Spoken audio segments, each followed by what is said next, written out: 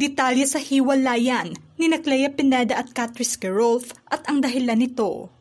Clea Pineda, kinumpirma ang hiwalayan niya sa girlfriend na si Catrice Gerolf. Ito ang buong istorya.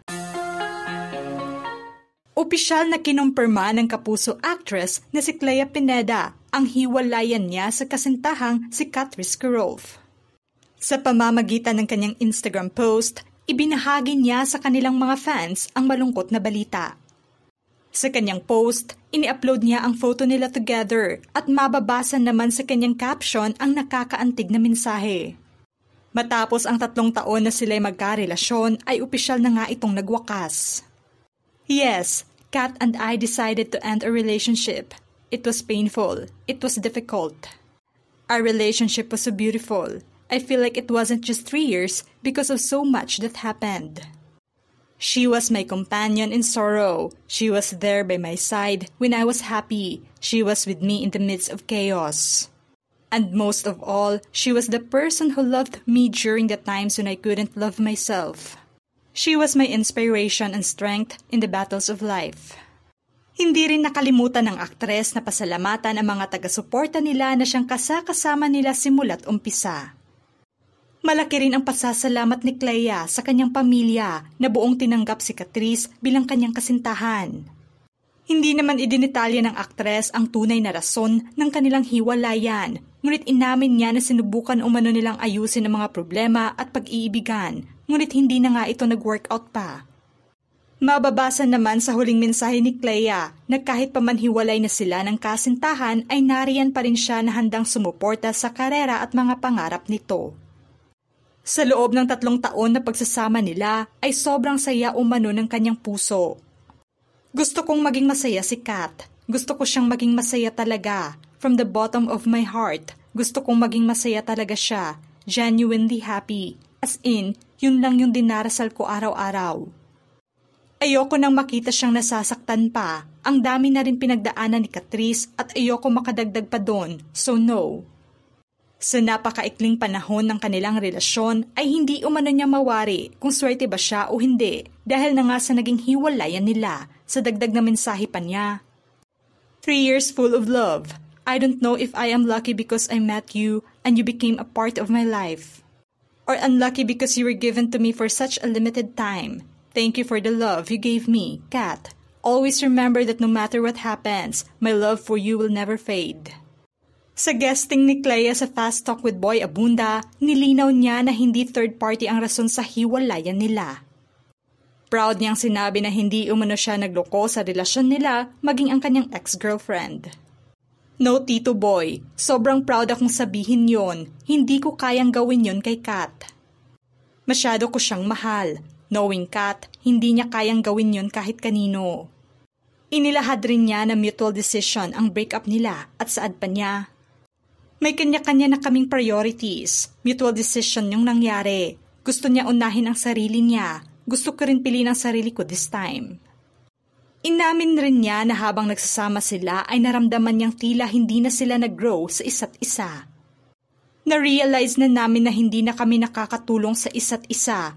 Parang pinupull down na lang namin ang isa't isa. Umabot kami sa ganung point.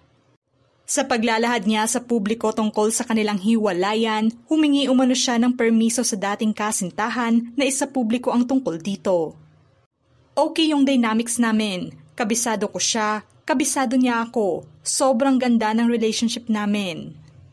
Pero may mga aspects lang talaga sa buhay na kailangan naming piliin ang sarili namin. Masakit umano ang nangyari, ngunit wala umano siyang regrets sa breakup nila. Masakit pero walang regrets. I will always be grateful for the love we shared and the memories we built. Inilahad niya na nangyari ang breakup nila 1 buwan na ang nakalilipas.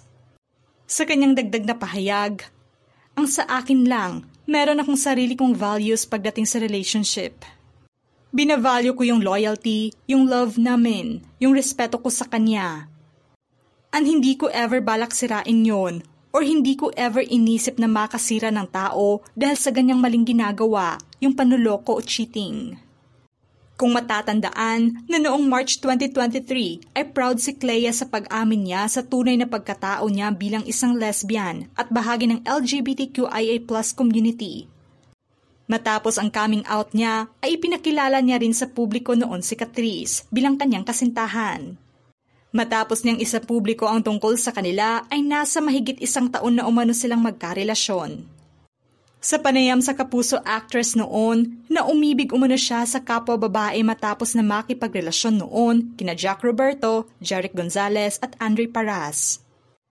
Sa revelasyon ng aktres noon, kasama niya ang kasintahan na siyang nasilayan din sa telebisyon. Naging proud naman si Catrice at sa wakas ay nasabi na rin ni Clea sa publiko ang tunay na pagkatao niya.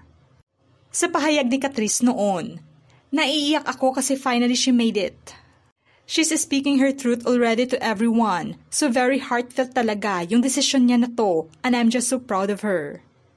Masayang inilahad ni Clea noon na sobrang all-out umano ang suportang ibinigay sa kanya ng kanyang ex-girlfriend. Aniya, na-excite si Catrice for me. Sobrang supportive niya sa akin at inask ko pa siya kung okay lang sa kanya kasi once na nag-out ako, mag-out na rin siya sa public. Ang sagot niya sa akin, hinihintay lang naman kita. She's very supportive talaga since day one. Nagkakilala nga ang ex-couple sa pamamagitan ng TikTok platform. Mas naging malapit pa ang loob nila sa isa't isa dahil nasa magkaparehong interes nila tulad ng pagra-rides na siyang isa sa mga inaabangan ng mga fans nila. Bukas din na inamin ng aktres noon na kaya umano nakipagrelasyon siya sa mga lalaki noon ay dahil nasa impluwensya ng kanyang mga kaibigan. Na pinupush siyang subukan na makipagrelasyon sa opposite sex. Siyempre nagtry po ako, parati kong naririnig kasi na try ko pa, pero hindi talaga. Number 1, after Starstruck, nandyan agad si Jack Roberto, ilang months din kaming nag-date ni Jack, and umabot sa point na dinala at pinakilala ko rin siya sa family ko. Second is yung naka-love team ko, si Jeric Gonzalez. Si Andre Parras, hindi siya official na nag-try manligaw, but lumalabas kami many times.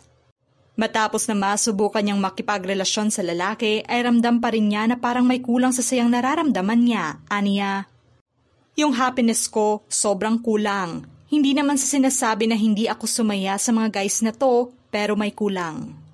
Hindi mo mapinpoint kung alin. Nakikipag-date ako sa girls or nagkakaroon ako ng girlfriend, iba yung saya ko, iba yung nararamdaman ko. Kaya sa 3 taon na relasyon niya kay Catrice ay naramdaman umano niyang buo siya at masaya ang kanyang puso. At kahit naudlot man ang relasyon nila ay nirerespeto pa rin nila ang isa't isa at pinoproseso ang healing process ng bawat isa ngayon. Nilinaw niya rin sa publiko na maayos ang hiwalayan nila at kahit pa man dumidistansya sila sa isa't isa ay okay pa rin sila. Ano ang masasabi niyo sa breakup ni Clea Pineda at Catrice Kerolf ngayon? Just comment below.